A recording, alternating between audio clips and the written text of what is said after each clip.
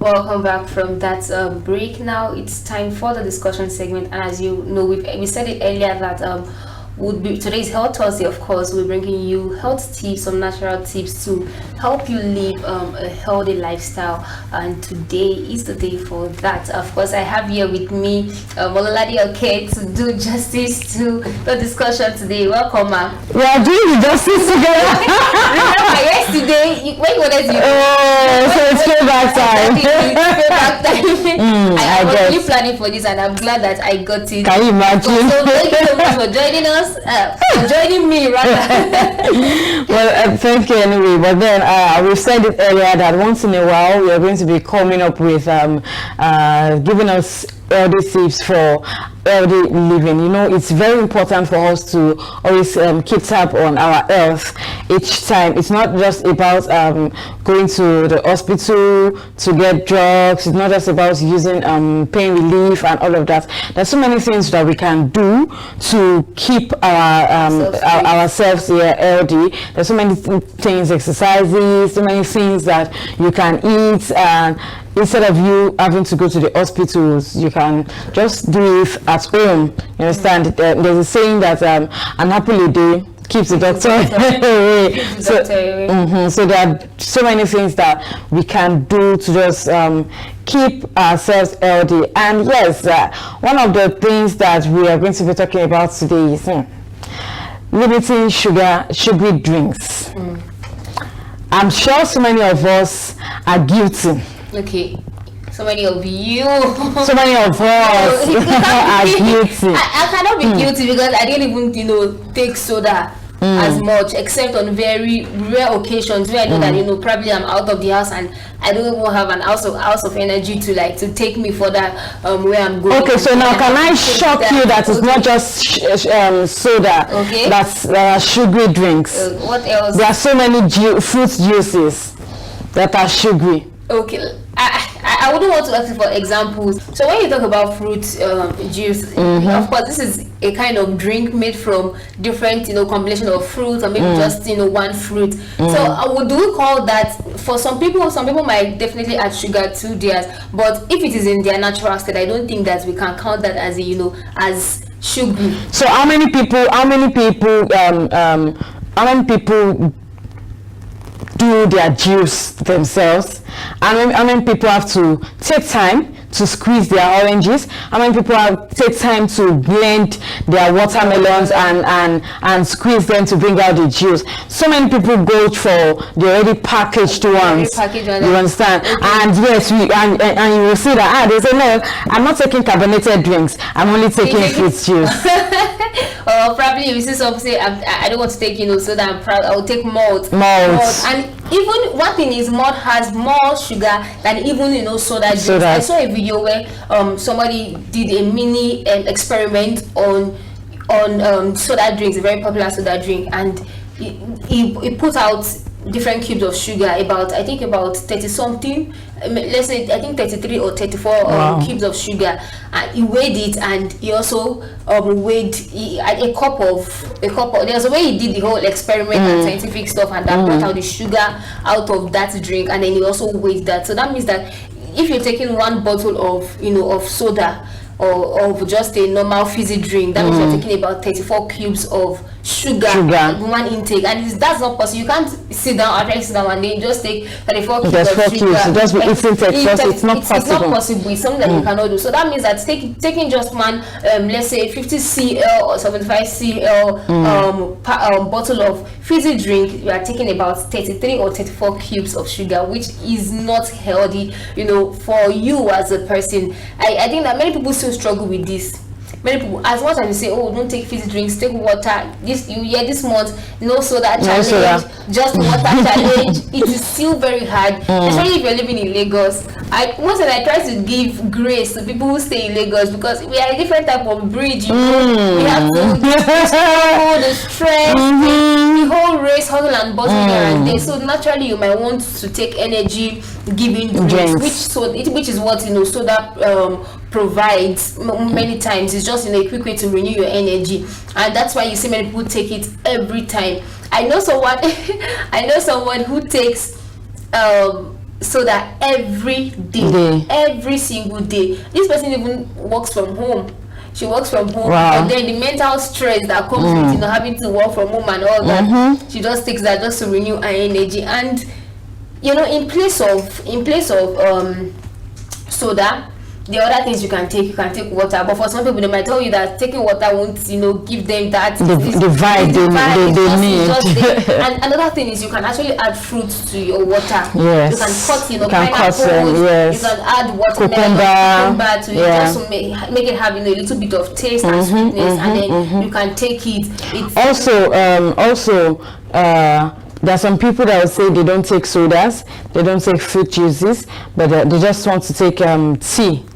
But we need to tell you this morning that there are sweetened teas and there are unsweetened teas. So many of us, I'm sure so many of us go for the sweetened teas. Of course, 3-in-1. 3-in-1. Popular 3-in-1. You have milk, sugar, and either malt or coffee and all of that. But it's just better off, like Grace said, instead of taking sodas, you can go for water. Instead of taking fruit juices, you can cut some fruit into your water. We call it infused water. You understand? So instead of just having the bland taste of water, you understand? So instead of sweetened teas, you can go for unsweetened teas. You can we have some teas that are in tea bags. You can go for that. You can go for green teas. It does a whole lot of work in the body system. And you can also go for coffee. Yes, coffee too is advisable, but then not too much, because we need to understand that most of these sugary drinks we go for, most of these sugary drinks we take, it might not necessarily make you fat, because some of you like, so no, I'm not fat, so it's not doing anything. It can cause diabetes for us, and you would have gone so far before you realize that you have diabetes. There are some who will go down with liver diseases. You understand? Some will go down with high blood pressure. So this morning we are here to tell you that cut out sugary drinks, cut out so much from your diet. We've given you alternatives to sugary drinks. All right, so the next one we talk about this morning is eating of nuts and seeds. So many people avoid nuts and seeds because they feel that it's high in fat. But then we need to tell you that nuts and seeds are incredibly nutritious. Sometimes instead of just sitting down with biscuits, sometimes instead of just sitting down with sweets, like you said, the person that works from home, you know, sometimes you feel like, I'm hungry. Whereas it's not like you're hungry, you just want to munch or something. So instead of just going for biscuits, sweets and all of that, you can just get groundnuts beside you, cashew nuts, walnuts beside you. Just at least just cut out I'm also guilty. I'm also guilty. I can relate. I'm a witness to that, of course. Can you imagine? Can you imagine? But then we just tell you that nuts provide vitamins and minerals for you, and also it can help you lose weight. Those of us that are saying, once we lose weight, we'll hit the gym tomorrow, we'll do this and all of that. Nuts can, because of course, while you are sitting, so instead of just munching on that biscuit, you can still munch on something and then still be healthy. And according to research, it has been observed that if you go low on nuts, you end up having the risk of getting you end up having the risk of stroke, diabetes, and high blood pressure, and also type 2 diabetes. So we advise you this morning, instead of the chocolates, the biscuits, the sweets, the yogurt, the what have you, go on different types of nuts. We've said it earlier, we have ground nuts, we have cashew nuts, we have, even though cashew nuts is a bit expensive, but at least it's good. Yes, it's actually very healthy. Instead of you buying the 50 naira biscuits, 100 naira biscuit, and then you feel that you've had something, so just go on nuts. And yes, another one is we should try to avoid processed foods. So many of us are on this table.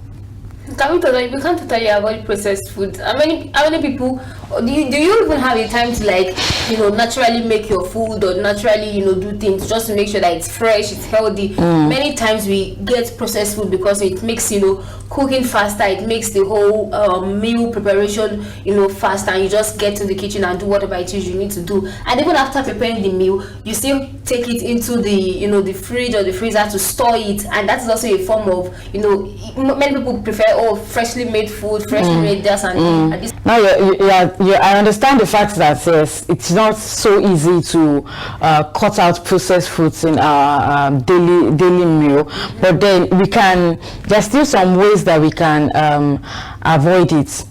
There are some people that when they want to cook, they use so much seasoning, so much artificial sweeteners. When you want, I know someone that when he wants to fry egg, he uses seasoning cubes. The number of eggs he wants to fry is number of seasoning cubes he will use. That's serious. so you can imagine. And I know someone that when she wants to cook fried rice, she will tell you that you have to put enough seasoning cubes for the taste to come out very well. So there are some people that cannot do without using seasoning cubes, salt, and also there's some oil that we use, some refined oil that we use that they are really not healthy for us because we don't even know where they brought them from. There are so many branded oil that you can just buy, check the back for the products that how it was prepared and all of that, and then you get to choose which one you think will be best for you. You can use coconut oil. Yes. Instead of all these refined oils that we have, there is avocado oil. Yes, they might be a bit expensive. I think there's canola or something too. Yes, canola. Yeah, they might be a bit expensive, but I feel that those are what we can use, that you can be sure of what you are taking inside. You understand? So those ways you can avoid processed food. And also, there are so many spices out there, natural herbs and spices that you can use to cook your food, and they still come out so nice. We have turmeric, we have cinnamon, we have curry, not this already processed curry. Like we have curry leaf. Yes, the fresh. We have the fresh curry leaf. We have thyme. We have so many. We have basil. We have so many things that you can get. Grind them yourself. But by the time you use all of these spices, exactly, you wouldn't even need seasoning cube. You wouldn't need seasoning cube at all. By the time you cook your food and then someone has a taste of it, even the person will be asking you that, what did you use? So that way, you can imagine that way, by the time you use all those spices, seasoning cube is out of it. Yes. Do you understand? So I feel that, and we can also cut out fast food too. Yes, fast food. And I also want to add canned food as well. Yes, it's very unhealthy many times, especially if you use it, you know, often.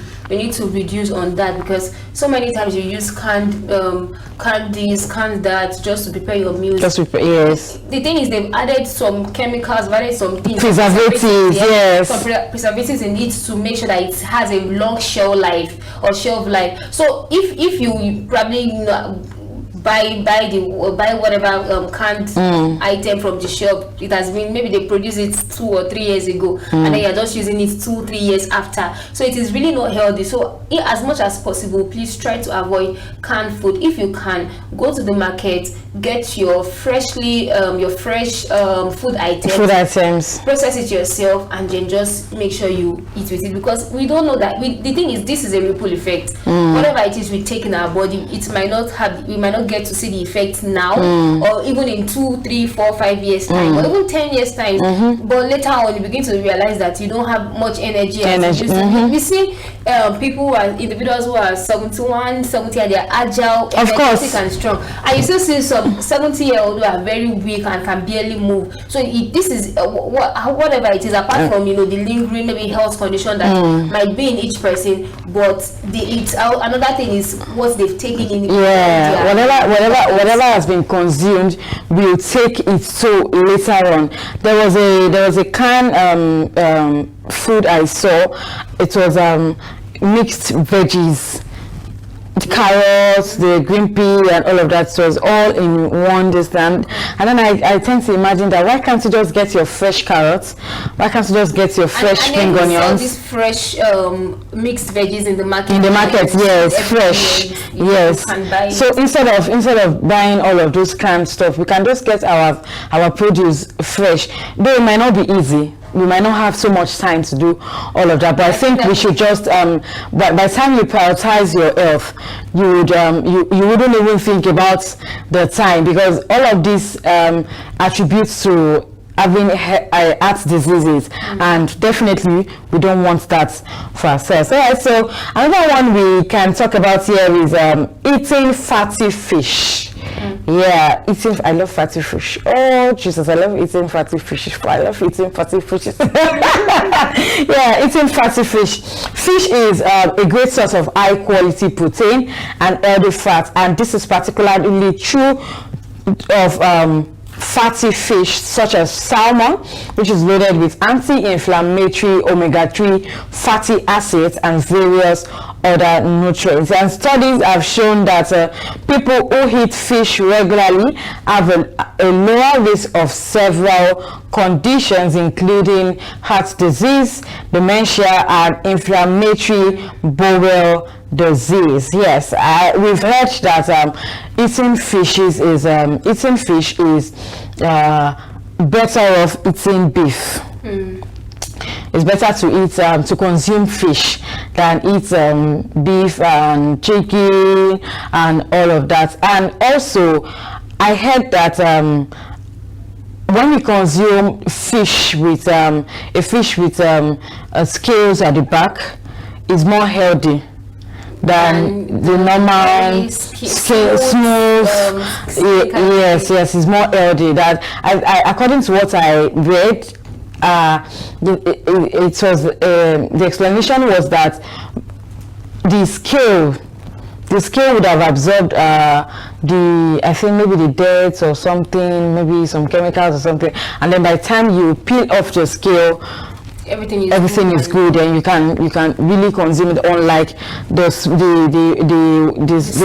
smooth skinned fish, because just consume that one like that. You understand? But then I think the bone of contention now is that we should consume more of fish. Even sometimes when you get to the hospital, doctors tell you to consume fish. There was a time that I had an operation done, and the doctor had to tell me that for me to get better quickly, I should cut out meat, beef, chicken from my diet, and all that. I should eat fish. It will make you recuperate fast. So I just feel, and also we have some doctors who will tell some older patients that at this age, do not eat meat anymore. focus on fish. So this morning we are here to tell you that focus on fish. All right, yeah, so last but not the least, last but not the least, should we go on? Should we? It's last now. Last but not, okay. Is so many of the people living in Lagos are guilty of this. If you are living in Lagos, I know that you are guilty. It's getting enough sleep. Most of us don't get enough sleep. Most of us get home by 9 p.m. This is not this table in Lagos. It is uncountable. We really can't count them. And the best is to actually get enough sleep, enough rest. Your body needs it.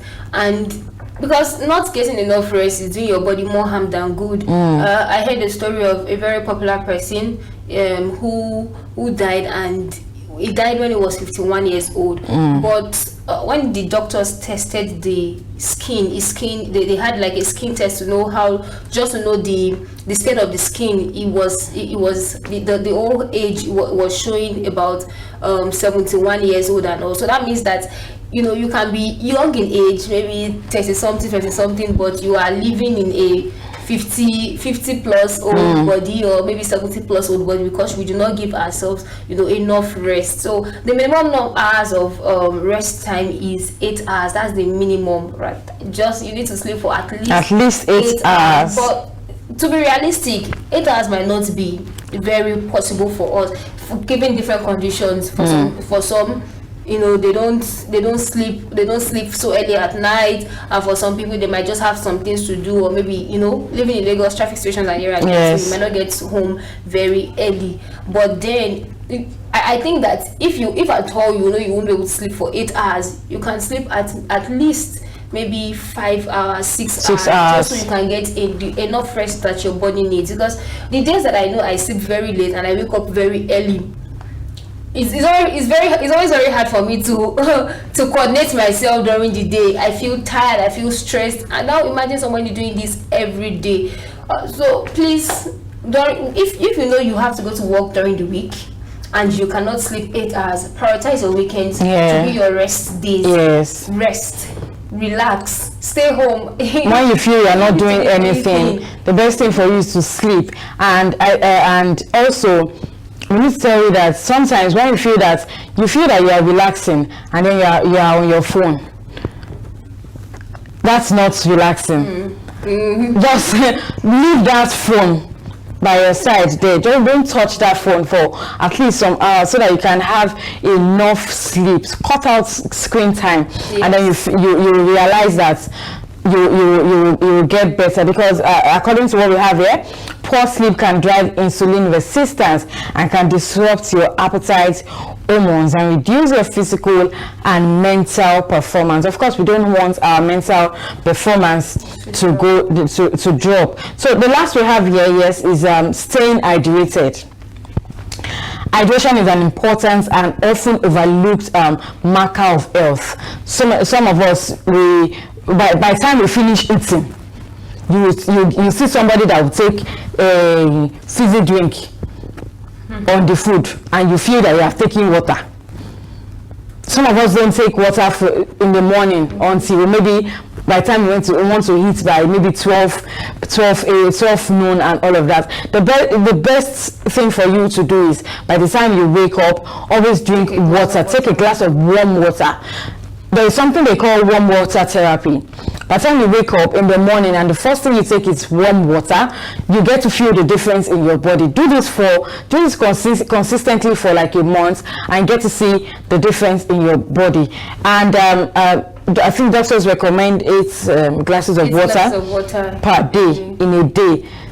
By the time you take 8 glasses of water, you will see the difference. Because definitely to flush all toxins from the body. That is all we have for you this morning. I hope we have tried this morning. Of course. And we really hope that you follow these health tips that we have given to you this morning. All right, we'll go on a short break now, and when we come back, Daybreak Africa continues. Please stay with us.